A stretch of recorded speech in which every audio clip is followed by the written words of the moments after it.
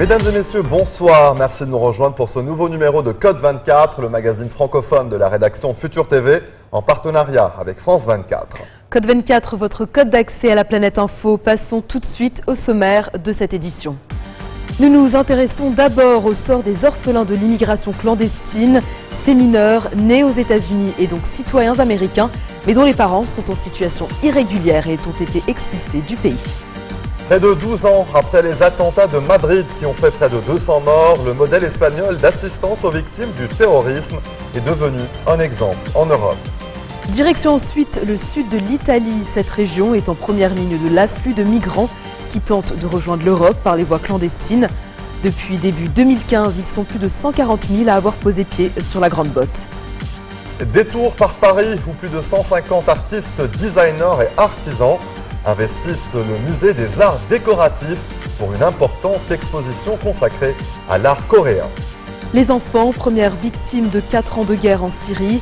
Direction Amman en Jordanie. Ici, des chirurgiens volontaires de la chaîne de l'espoir opèrent des enfants gravement mutilés. Pendant 50 ans, les habitants de l'île taïwanaise Kinmen ont vécu sous la menace d'une invasion militaire. Aujourd'hui, l'atmosphère est tout autre sur ce petit bout de terre longtemps interdit. Nous vous emmènerons enfin dans les coulisses de la fabrication du célèbre vinaigre d'Orléans, un secret lié à l'histoire de la navigation sur la Loire. En pleine campagne présidentielle, l'immigration clandestine aux États-Unis oppose candidats républicains et démocrates.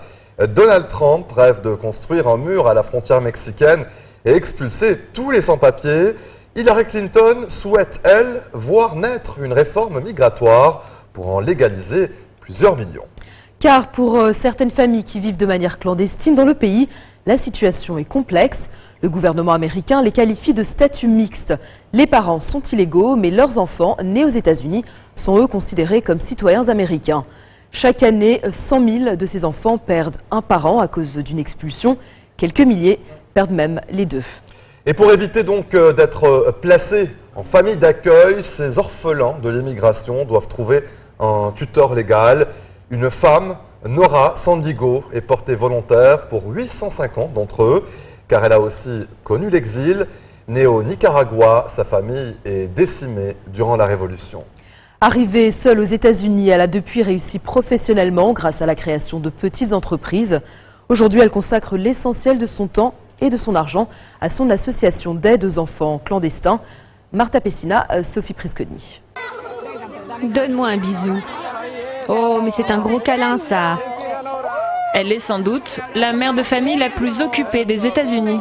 Chaque dimanche, Nora Sandigo organise avec son association près de Miami un pique-nique pour réunir auprès d'elle la majorité des enfants dont elle s'occupe. On va jouer ensemble et on va passer une très belle après-midi. 850 exactement, dont elle est la tutrice légale. Ce sont tous mes enfants. J'aime chacun d'entre eux. Je les aime comme si c'était les miens. Nora connaît le nom et l'histoire de chacun d'entre eux, comme celle de ce petit garçon, Jason, dont elle s'occupe depuis 4 ans. Il est souvent triste car son père vient d'être expulsé, mais il sait qu'il peut compter sur moi. Il garde espoir en l'avenir et il sait qu'un jour, il aura un grand métier. Il deviendra avocat ou médecin. Nora, c'est ma famille. Elle s'occupe de moi et me donne à manger. Jason, né aux États-Unis, est citoyen américain. Mais ses parents sont arrivés clandestinement depuis le Guatemala. En nommant Nora tutrice légale, la mère de Jason peut le garder auprès d'elle, même si elle est toujours sans papier. Le père de Jason s'est fait arrêter lors d'un banal contrôle routier. Il n'avait pas de permis de conduire, alors la police l'a immédiatement renvoyé au Guatemala. Et du coup, je me retrouve seule avec mes enfants qui grandissent ici. Chaque jour, 17 orphelins de l'immigration sont placés en famille d'accueil. D'autres cherchent des tuteurs comme Nora. Ça, c'est sûrement une copie. Et ça, c'est quoi comme document? À 50 ans, elle et son mari consacrent leur temps à gérer leur association. Une croisade qui a débuté il y a 6 ans. Avant d'être expulsée, des amis du Guatemala lui demandent de devenir la tutrice de leur enfant, Ronald, 11 ans. Sur cette photo, on voit à quel point il est triste, seul et angoissé, parce qu'il n'a plus ses parents.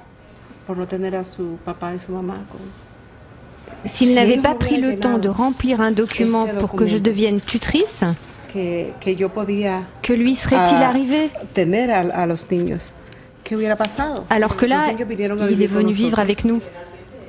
Un simple acte notarié aura suffi pour empêcher un placement. Un geste altruiste comme une évidence pour cette femme qui a elle aussi connu l'exil dans son enfance. Je ne veux pas qu'il souffre autant que moi j'ai pu souffrir. Car j'ai traversé beaucoup d'épreuves. Et si on s'unissait tous pour aider ces enfants, leur vie serait meilleure. Depuis, grâce au bouche à oreille, des parents clandestins vivant à travers 14 États des États-Unis ont demandé sa tutelle. Cette petite fille vit à Chicago. Si elle rencontre un problème, n'importe lequel, comme une opération, et qu'il faut signer une autorisation, je dois y aller, même si je suis en Floride. Je vais à l'aéroport, je prends un avion, et je suis en 2 ou 3 heures à Chicago. Chaque année, Nora dépense plus de $10 000 en fonds propres. Responsable juridiquement de chacun de ses enfants, elle doit répondre à leurs besoins quotidiens. Comment ça va? Elle vient dans mes bras. Aujourd'hui, dans un quartier pauvre où sont rassemblées beaucoup de familles clandestines, elle vient livrer quelques aliments de base à la mère de Jason. Ça coûte cher d'acheter les fournitures scolaires, l'uniforme, les chaussures et tout un tas de choses. Et il faut aussi payer les factures, le loyer, l'électricité. L'aide que l'État donne à nos enfants n'est pas suffisante. Aucune instance gouvernementale n'assure le suivi de ces enfants. Nora envisage une action en justice contre le président Obama pour violation de leurs droits civils en tant que citoyens américains. Aux États-Unis, il serait plus de 4 millions d'enfants dans cette situation.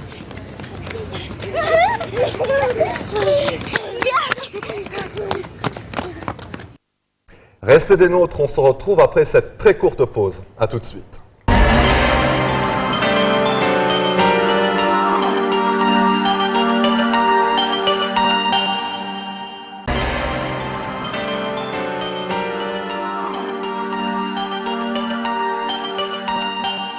L'Espagne et sa capitale Madrid notamment font partie de ces lieux d'Europe qui ont été meurtris par des attentats terroristes de masse.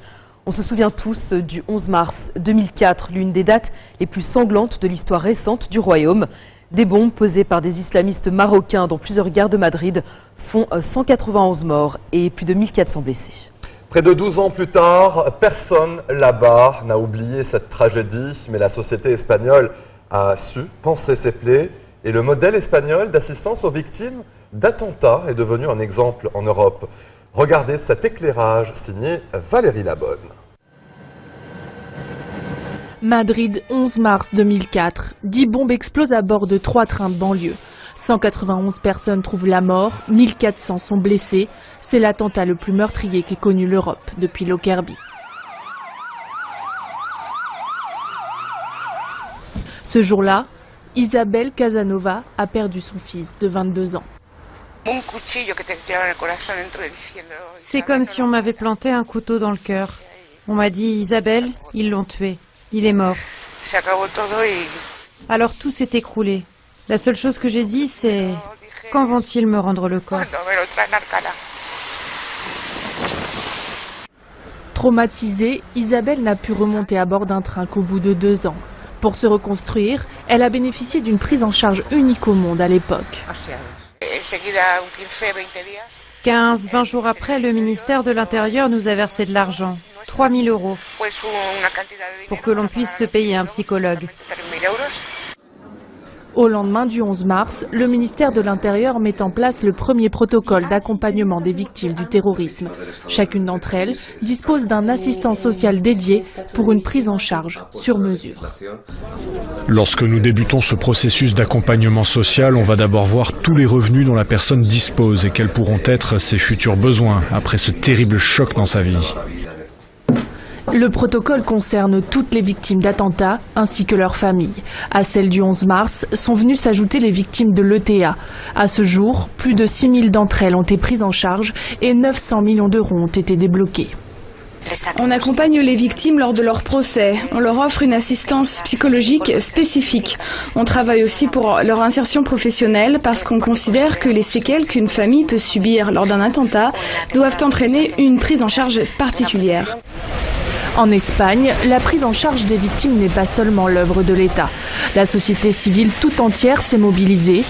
Créée pour accompagner les personnes frappées par les attentats de l'ETA, l'Association des victimes du terrorisme est devenue un acteur majeur de l'après-11 mars.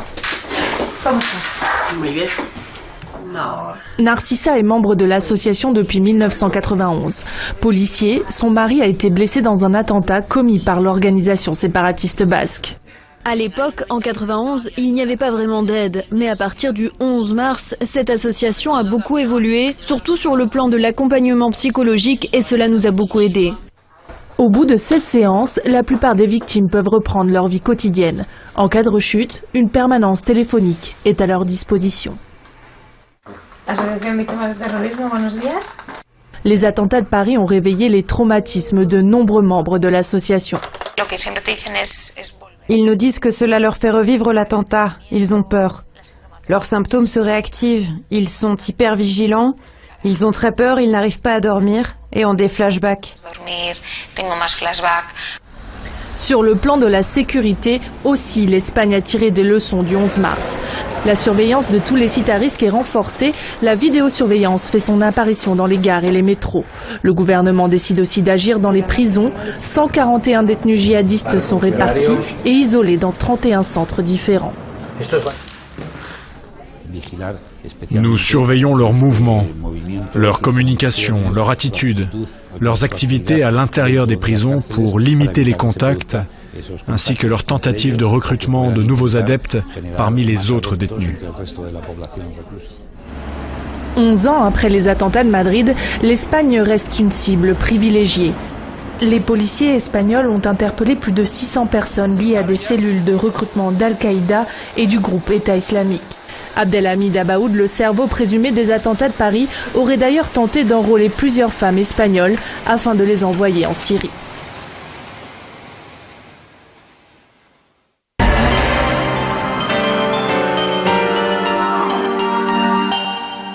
Direction le sud de l'Italie. Cette région est en première ligne de l'afflux de migrants qui tentent de rejoindre l'Europe par les voies clandestines. Depuis le début de l'année 2015, ils sont plus de 140 000 à avoir posé pied sur la Grande Botte. Ces migrants traversent la Méditerranée dans des conditions périlleuses, souvent sauvés du naufrage par les gardes-côtes italiens ou par des ONG européennes. Tous bénéficient d'une aide humanitaire d'urgence à leur arrivée. Mais nombre de ces migrants se sont débarrassés de leurs documents d'identité et s'éclipsent à la première occasion pour tenter de rejoindre les pays d'Europe du Nord. Cette impossibilité à clairement identifier tous les migrants qui arrivent sur le sol de l'Union européenne pose de graves problèmes de sécurité et rend difficile le tri entre personnes qui ont vraiment besoin d'une protection internationale et ces migrants dits économiques qui ne sont pas du tout prioritaires dans les demandes d'asile. Et pour donc réparer cette faille, l'Union européenne est en train de mettre en place des hotspots, des centres d'enregistrement administratif obligatoires qui regroupent une multitude d'agences européennes, Europol, Eurojust, Frontex. Autre mission de ces hotspots, enquêter sur les réseaux criminels qui ont la main mise sur les passages clandestins vers l'Europe, des gangs devenus richissimes grâce à la crise actuelle. Natalia Mendoza. Agar, fatiguée, cette famille syrienne a été secourue la nuit dernière dans les eaux internationales au large de la Libye.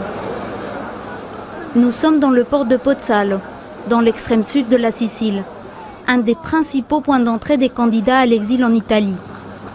Cet après-midi, Ils sont plus de 700 à débarquer ici. Dès leur premier pas sur le sol européen, ils sont accueillis par les autorités italiennes et européennes. On a embarqué en plein milieu de la nuit. Il était environ 2h30 du matin. J'ai voyagé avec ma famille, nous sommes 8. Chaque passager a dû payer 670 €. Sur l'embarcation, il y avait des Syriens et des Palestiniens. Moi, je suis syrien. Des entretiens menés par des agents de Frontex, l'agence en charge des frontières communautaires. D'ici la fin de l'année, ce port deviendra un hotspot, un nouveau centre d'enregistrement dans lequel les fonctionnaires européens épauleront les autorités italiennes. Objectif, déterminer l'origine et l'identité de chaque migrant. Beaucoup d'entre eux arrivent sans document d'identité, donc dès qu'ils débarquent, le défi c'est de réussir à les identifier malgré tout, notamment grâce aux banques de données internationales. L'année dernière, près de 100 000 migrants débarqués en Italie se sont évaporés dans la nature sans avoir été identifiés. Beaucoup d'entre eux se sont rendus dans le nord de l'Europe. Alors, pour s'attaquer au problème, l'Union européenne a décidé de se mobiliser. Désormais, dans les ports siciliens, la présence des agences européennes est systématique. Stefano Bucci parcourt la Sicile au fil des débarquements. Membre de l'agence Europol, sa mission est de démanteler les réseaux de trafiquants d'êtres humains. Les enquêtes sont très complexes, car on parle de crimes transnationaux, de réseaux criminels qui ont des ramifications non seulement dans les pays d'où partent les migrants, mais aussi en Europe. Et une partie importante des enquêtes se fait ici, dans les ports, au moment des débarquements. Cette famille palestinienne a des informations sur le réseau qui a organisé leur voyage. Ils devront tous témoigner devant un magistrat avant d'être transférés dans un centre de premier accueil. Comme celui-ci. C'est là que les migrants doivent attendre l'identification. Mais ils sont nombreux à refuser de le faire, de crainte d'être bloqués en Italie. Ils préfèrent fuir au bout de quelques jours. Avec les nouvelles procédures, ils seront contraints de rester ici jusqu'à la prise d'empreinte. Grâce à cette procédure plus rapide, plus efficace, nous sommes immédiatement capables de séparer les migrants en deux groupes distincts. D'une part, ceux qui fuient la guerre et qui ont droit à une protection internationale, nous les protégerons. Et d'autre part, les migrants économiques qui doivent être tout de suite transférés vers des centres fermés, où leur identité sera confirmée, des documents officiels leur seront donnés, leur permettant d'être ensuite renvoyés dans leur pays d'origine. Nous sommes dans l'état-major de l'Union européenne à Catane. Miguel Nicolaou coordonne le déploiement de Frontex en Italie. Un appel de la marine italienne qui nous informe qu'elle a détecté un bateau de pêche. Ici, les autorités italiennes et européennes préparent ensemble la mise en place logistique des 6 hotspots italiens qui doivent être opérationnels d'ici la fin de l'année. Nous disons aux migrants, nous vous apportons aide et assistance, mais vous devez coopérer. Nous devons prendre vos empreintes digitales, établir votre identité. C'est obligatoire pour ceux qui espèrent pouvoir être transférés vers un autre pays européen. L'identification des arrivants est indispensable pour appliquer le deuxième volet du dispositif, la répartition des réfugiés. D'ici 2 ans, 160 000 demandeurs d'asile devraient être répartis parmi les États membres. Ce matin, sur le tarmac de l'aéroport de Rome, 19 demandeurs d'asile d'origine érythréenne embarquent, sourire aux lèvres, vers un nouvel avenir. Direction, la Suède. Une première. Le décollage de cet avion symbolise une grande réussite, car c'est là l'expression concrète de la solidarité et de la présence européenne. Une Europe qui sauve des vies et qui accueille des gens qui fuient les guerres et les persécutions. Et pourtant, cette solidarité est encore difficile à concrétiser, car les départs de ces réfugiés se font au compte-gouttes. Depuis juillet, seulement une centaine de demandeurs d'asile a quitté le pays. Un rythme qui ne satisfait pas les autorités italiennes. Car les migrants et réfugiés continuent d'arriver. Et ils sont déjà plus de 140 000 à avoir débarqué sur les côtes italiennes cette année. L'immigration peut rapporter gros aux passeurs, aux immigrés s'ils se débrouillent bien, mais aussi aux mafias. Depuis 2011 et l'augmentation de l'immigration vers l'Italie à la suite des printemps arabes, des coopératives, souvent aux mains de la mafia, ont fait leur chou gras de l'aide aux réfugiés. Il s'agit d'une criminalité organisée qui implique des entrepreneurs et des hommes politiques de gauche comme de droite. La mafia cible notamment les élus locaux qui gèrent les appels d'offres lancés par les villes ou les régions pour l'accueil des migrants en leur versant des pots de vin. En échange, les gérants des coopératives sociales remportent un marché public lucratif et versent ensuite un pourcentage de leurs bénéfices aux mafieux. Le fait que la ville de Rome soit aussi gangrénée par le business d'un migrant est un choc pour l'opinion publique.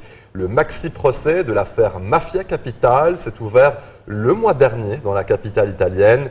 Pas moins de 46 prévenus criminels, entrepreneurs et hommes politiques devront répondre d'accusations de corruption. Restez des nôtres, on se retrouve après cette très courte pause. A tout de suite.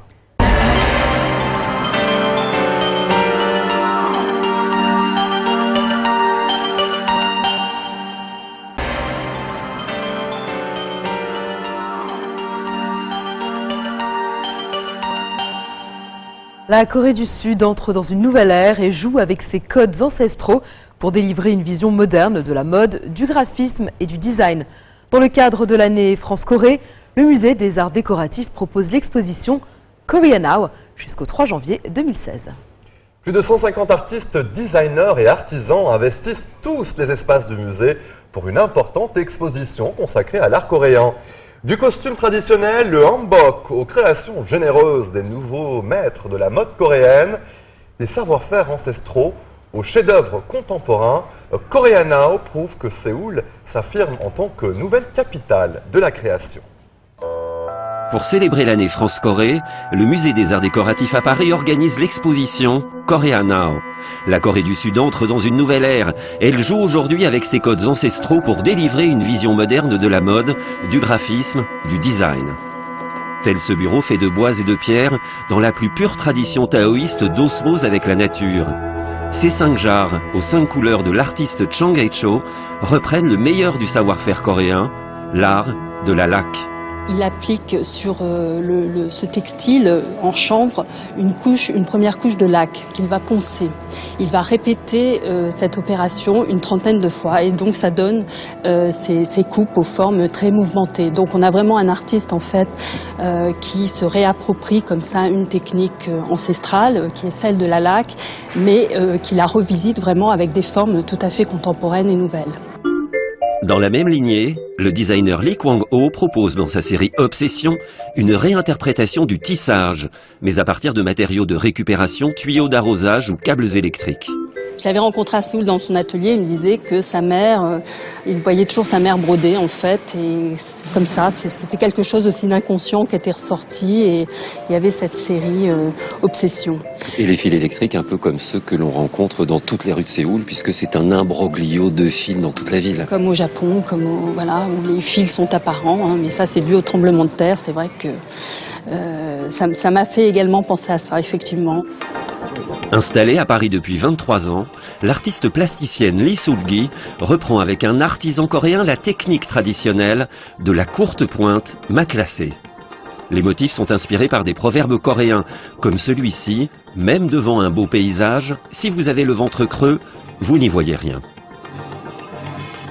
Être écrasé par une paire de ciseaux, qui veut dire faire un cauchemar. Voilà. Donc en fait ça désigne le moment très précis où on vient de faire un cauchemar et on n'arrive pas à se lever. Donc c'est encore pire que faire un cauchemar. En termes de prêt-à-porter, la Corée serait plutôt un songe exquis. Les ventes de produits de luxe y ont atteint plus de 6 milliards d'euros en 2013. La partie mode de l'exposition est organisée autour de la spiritualité, des couleurs et de la vivacité du hanbok, le vêtement traditionnel. Madame Park, première femme présidente de la Corée du Sud, le porte toujours lors des cérémonies officielles. C'est une façon de communiquer avec le monde contemporain puisque la création de mode s'inspire aujourd'hui du hanbok. Donc ça introduit un élément profondément identitaire dans un discours collectif et universel. C'est aussi une silhouette qu'on retrouve dans le défilé Chanel que Chanel a présenté à Séoul en mai 2015. Un univers coloré, codifié. Chanel a repris le jaune, le noir, le bleu, le blanc, le rouge. Le rouge, l'énergie du yang, masculin, dynamique, stable.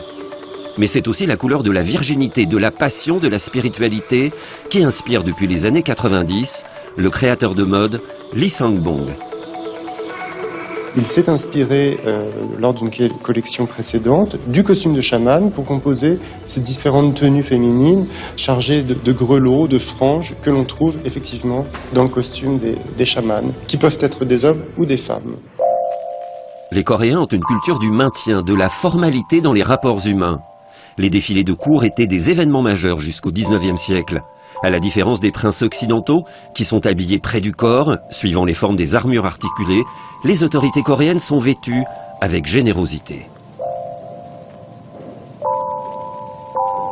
On a des silhouettes qui sont très amples et qui sont majestueuses.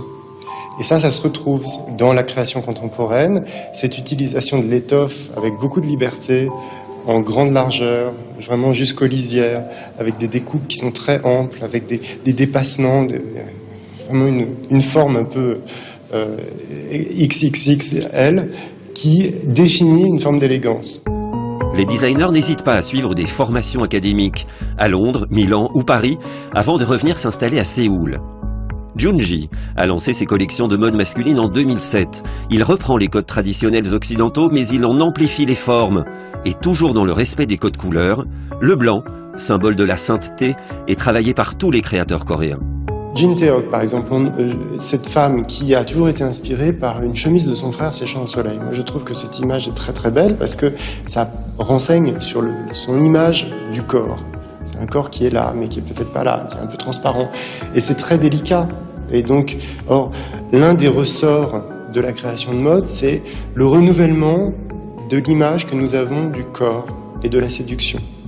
Et je pense que les Coréens arrivent à un moment intéressant, et parce que ça parle de ça. Il y a quand même un corps un petit peu présent, absent, on ne sait pas trop, mais c'est peut-être celui après lequel tout le monde court. La Corée est donc à l'honneur dans tout Paris et pas qu'au musée. Pour preuve, cette création florale de Julien Moulier, le fleuriste des stars. Un hortensia noir, l'énergie du yin, du féminin, des jacinthes bleues, symbole de l'intégrité et de l'ambition, des hortensias blancs pour la sérénité et la paix, les anémones rouges, l'énergie du yang, et au centre, des roses jaunes, la couleur de l'excellence, un bouquet parfait pour célébrer une nouvelle capitale de la mode.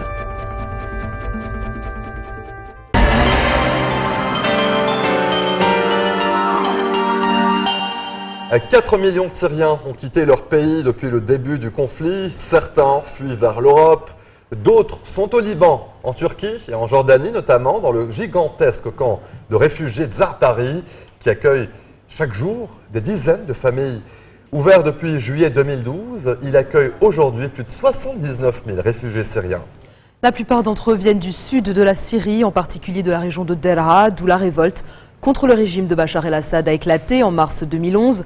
Le camp de Zaatari est administré par le Haut Commissariat pour les réfugiés des Nations Unies et le gouvernement jordanien. Les milliers de tentes dressées au début de l'afflux des réfugiés ont fait place à des bâtiments préfabriqués, signe que le camp, à l'aune de la crise syrienne, est ici pour durer. Parmi les difficultés, les soins apportés aux enfants blessés. Une équipe de chirurgiens de l'ONG humanitaire française, la Chaîne de l'Espoir, opère des enfants gravement mutilés par une guerre qui prend ouvertement pour cible les populations civiles. À ce jour, 250 enfants ont été examinés en consultation et 45 ont bénéficié d'une opération. Regardez ce document signé Anne-Charlotte Inet et Philippe Maire. Ils ont à peine 10 ans et jouent avec tant d'insouciance qu'on en oublierait presque l'enfer qu'ils ont vécu. Ces enfants sont accueillis dans cette maison d'Amman par une femme syrienne, abîmée par la guerre, mais remplie de vie. Beaucoup ici attendent une opération, comme Eid, 10 ans. Il a perdu ses 2 jambes dans un bombardement. Son traumatisme, il en a fait une force. Je me souviens qu'un avion est arrivé près de chez nous avec un bruit terrible. Puis je l'ai vu descendre et a lâché un baril. Je parle de baril, mais à ce moment-là, on croyait que c'était un gros ballon. Il a touché le sol juste derrière nous et ça a fait boum. Je me souviens que j'ai carrément volé en l'air. Ma sœur s'est évanouie. Ma mère aussi. Ma maman est morte le lendemain à l'hôpital. Son objectif à présent, bénéficier de prothèses pour marcher à nouveau. Quand j'aurai des prothèses, je jouerai au foot toute la journée. Enfin, il va quand même falloir que je fasse des études. Cet espoir, c'est peut-être grâce aux médecins d'une ONG française qu'il va se réaliser. En Jordanie, difficile de soigner les milliers de réfugiés qui arrivent de Syrie blessés. Manque de moyens, de personnel formé. L'ONG La Chaîne de l'Espoir envoie donc ses médecins opérer à Amman. Cette fois, ils sont 3. Un franco-syrien, un anesthésiste parisien et un ponte brésilien de la chirurgie de la main. Tous bénévoles. Une semaine pour consulter une quarantaine d'enfants, près de 20 opérations, les cas les plus délicats. Et on va faire une consultation pour savoir qu'est-ce qu'on peut opérer ou on ne peut pas opérer. C'est au tour d'Eid de se faire examiner. Et il s'impatiente.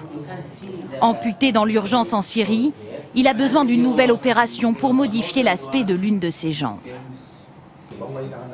Il me reste un problème juste là, regarde. Ok. Parce que sans chirurgie, pas de prothèse. Exactement, voilà. Donc ça sera sur le tableau opératoire. Une opération synonyme d'espoir pour le petit garçon. Des prothèses pour remarcher, comme sa sœur Yomna, 7 ans. Regarde, elle peut marcher toute la journée sans se fatiguer. Et c'est ce que tu voudrais faire? Mais tellement. 48 heures d'attente pour Eid, mais ce matin c'est le jour J à l'hôpital. Les médecins français préparent son intervention. Dis-lui que je vais m'occuper de lui, que je suis le docteur, que je vais mettre un petit médicament ici et qu'après il va s'endormir. Oh là là, j'espère que l'opération va pas durer longtemps. Et il est un peu stressé. J'ai trop peur, je vous jure. Endormez-moi maintenant. Il finira par se calmer avant de rentrer au bloc. L'opération est très technique. Pour la réaliser, Thibault Lafos, chirurgien à Paris, les a rejoints. Les médecins jordaniens sont là pour observer et apprendre. Ce type de microchirurgie est nouvelle pour nous, très délicate. On ne sait pas la faire ici, on ne la pratique pas. Les Français, eux, apportent technicité, expertise, avec en prime le sentiment d'être utile. On va pas à pas, on ne prend pas de risque quand on fait le geste et au final pour cet enfant c'est très bénéfique parce que c'est une chirurgie qui va marcher puis qui va vraiment lui changer la vie. Il avait littéralement la peau sur les os, il ne pouvait pas être appareillé comme il était comme ça, c'est impossible.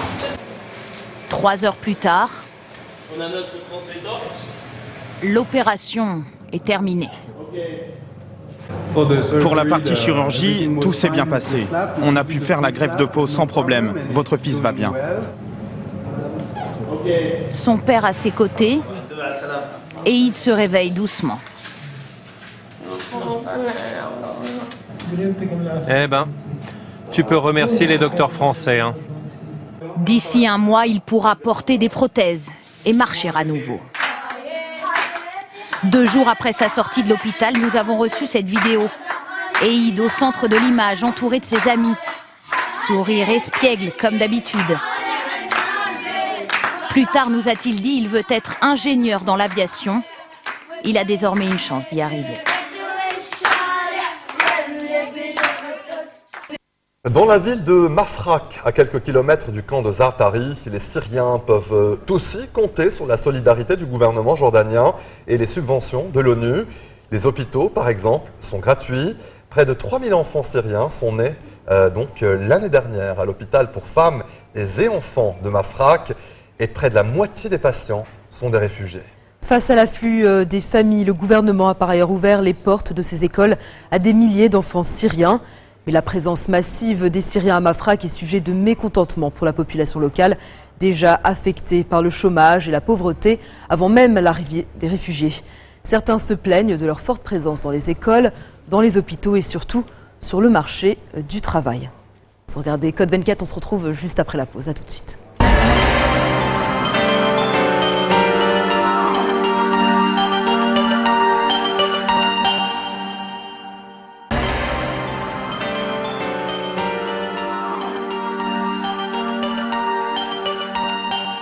Pendant 50 ans, Kinmen a vécu sous la menace constante d'une invasion militaire. Située à seulement 2 km des côtes chinoises, cette petite île taïwanaise de pêcheurs était dans les années 70 quotidiennement bombardée par son voisin communiste. Aujourd'hui encore, une garnison reste stationnée avec ses missiles pointés vers le continent. Mais l'atmosphère a considérablement changé.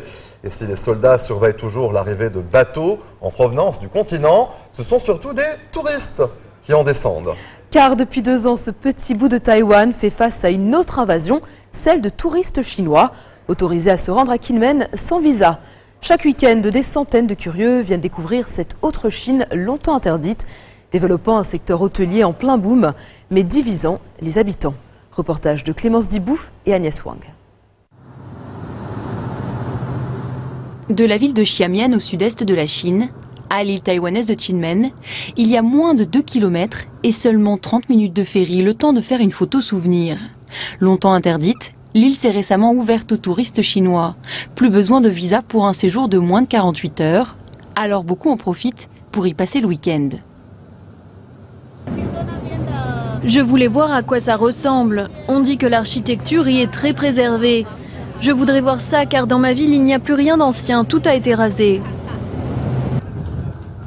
À peine débarqués, les tours opérateurs enchaînent les visites, passant devant des affiches de campagne électorale ou de la secte Falun Gong interdite en Chine. Et dans le quartier historique, une publicité inattendue pour du lait local à l'effigie de Mao, ennemi juré du Kuomintang, le parti au pouvoir à Taïwan. En fait, l'affiche ironise sur les bienfaits du lait censé calmer les ardeurs des plus extrêmes. Mais les touristes semblent apprécier. Oui, ça me surprend un peu, mais je suis ravi qu'ils mettent Mao ici. On a été séparés pendant tellement longtemps, mais ça me fait plaisir. Comme a dit notre président Xi Jinping, on est tous de la même famille, des deux côtés. Ici c'est Kinmen, c'est Taïwan, mais ça appartient à la République populaire de Chine. On est une seule et même famille.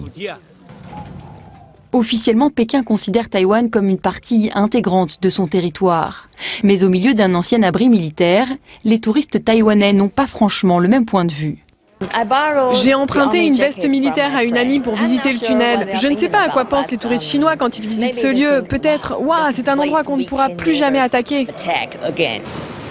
Après la victoire des troupes de Mao Tse-tung en 1949, les nationalistes de Chiang Kai-shek se sont repliés sur l'île de Taïwan plus au sud et sur quelques rochers comme Kinmen. Toute proche des côtes chinoises, pendant des décennies, l'île a vécu sous la crainte d'une invasion du géant communiste, installant barbelés et bunkers partout sur l'île. Ici, les traces de la guerre froide sont encore largement présentes. Dans l'atelier de Wu Tsong-chan, des dizaines d'anciens obus sont recyclés en couteaux, hachoirs et autres ustensiles de cuisine. En août 1958, au plus fort du conflit, près de 500 000 obus ont été largués sur Kinmen. Donc, il y a vraiment de quoi faire. La population s'est mise à récupérer les obus. Certains m'ont demandé de leur faire des outils agricoles et des couteaux. C'est comme ça que ça a commencé. Mais ça s'est bien développé. Dans les années 60, un obus valait 50 centimes. Alors qu'aujourd'hui, cela vaut entre 20 et 30 euros pour les plus gros modèles. Et le petit atelier est très vite devenu une attraction phare de l'île, avec visites guidées et surtout boutique souvenirs qui ne désemplit pas de touristes chinois amusés de la dimension historique. Oui, la matière d'origine vient du temps où le Parti communiste a défait les nationalistes. Et tu penses que c'est bien qu'ils en fassent des couteaux ? Oui, ils le recyclent pour en faire des affaires. C'est devenu leur fortune. Après des décennies d'autarcie, les habitants s'ouvrent à l'immense voisin et à sa manne touristique. Galeries commerciales luxueuses, bunkers reconvertis en panneaux publicitaires, les touristes remplacent peu à peu les militaires. Mais la détente n'est pourtant pas du goût de tout le monde sur la petite île. La présence militaire, plus discrète qu'avant, pousserait les bateaux de pêche chinois toujours plus près des côtes taïwanaises. Aujourd'hui, le vent est fort, sinon à cette heure-ci, en fin de journée, il y en a des dizaines. Là-bas, c'est l'île de Beiding, située dans le territoire taïwanais. Elle fait office de démarcation tacite entre nous et eux. Ils ne devraient pas la dépasser. Mais ils viennent de plus en plus près. C'est déjà arrivé que nos filets de pêche s'en mêlent dans les leurs.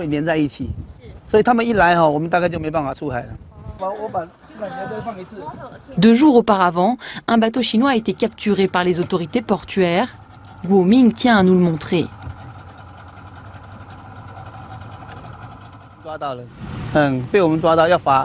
L'équipage a été arrêté avant-hier soir. Ils sont en prison et le bateau va recevoir une amende. Regardez, il est là.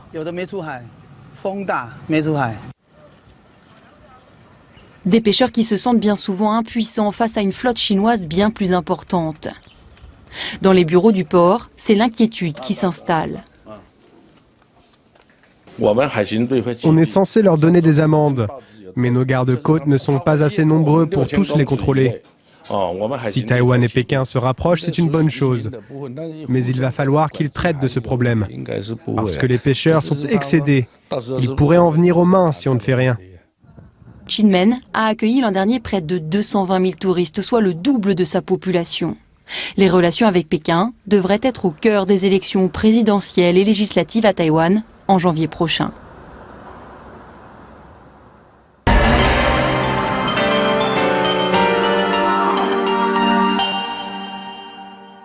À l'époque de la marine à voile, c'est sur les quais d'Orléans que s'entassaient denrées et marchandises, et notamment des barriques de vin pour alimenter Paris. Mais le vin qui restait un peu trop longtemps à quai se transformait en vin aigre. Dans ce processus naturel redouté de tous les vignerons, les Orléanais vont faire un trésor, la fermentation acétique maîtrisée. La ville devient la capitale française du vinaigre. À son apogée, elle voit s'installer jusqu'à 300 vinaigriers. Reportage.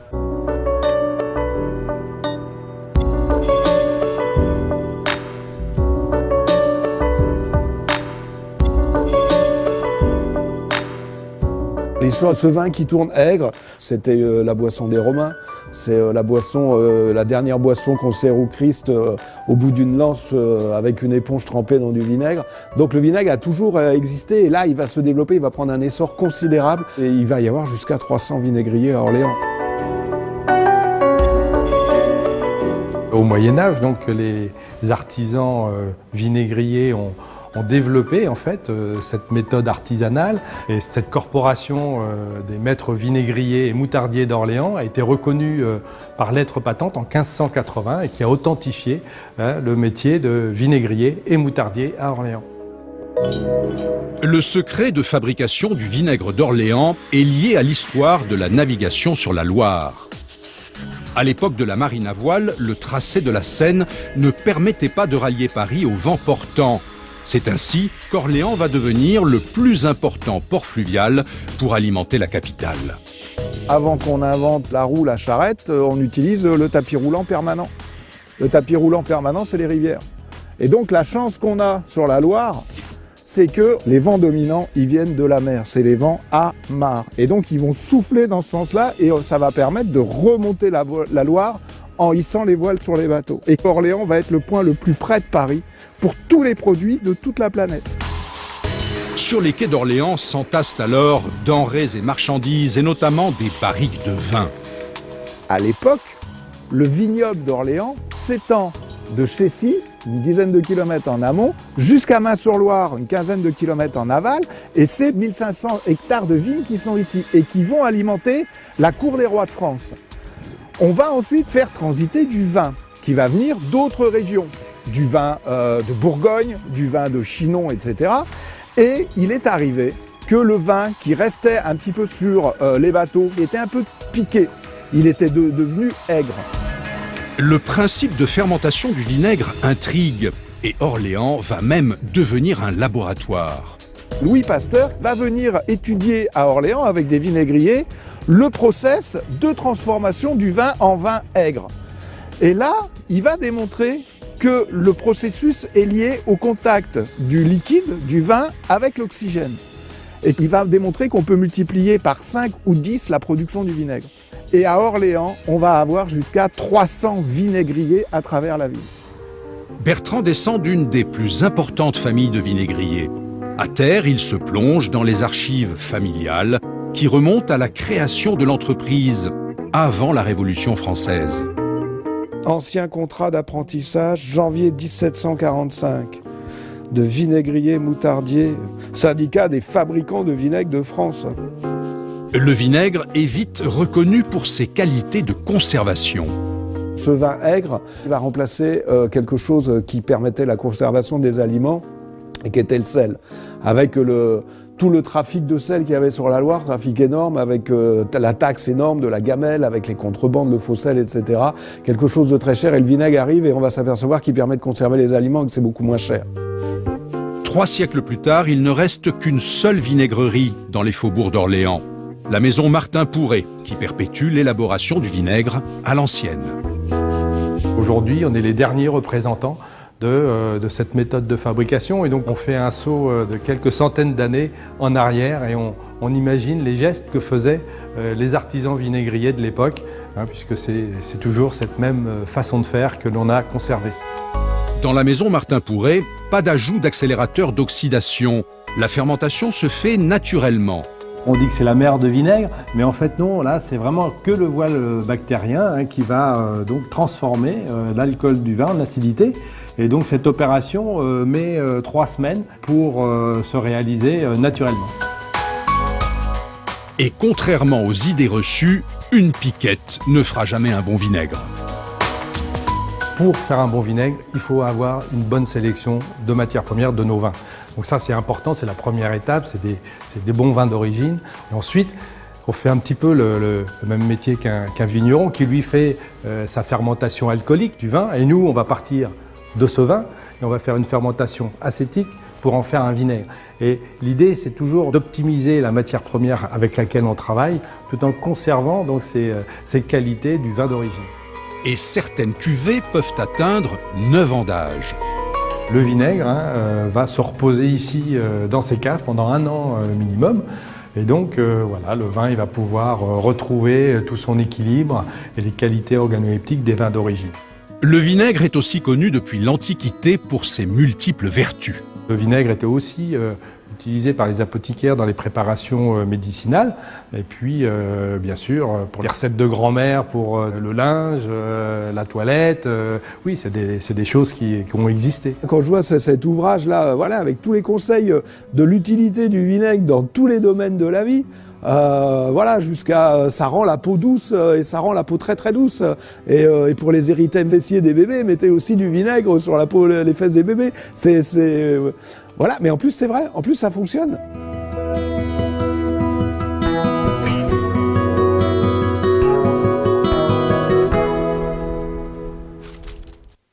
Code 24, c'est déjà fini pour cette semaine. Nous vous donnons rendez-vous la semaine prochaine pour une nouvelle fenêtre sur l'actualité internationale.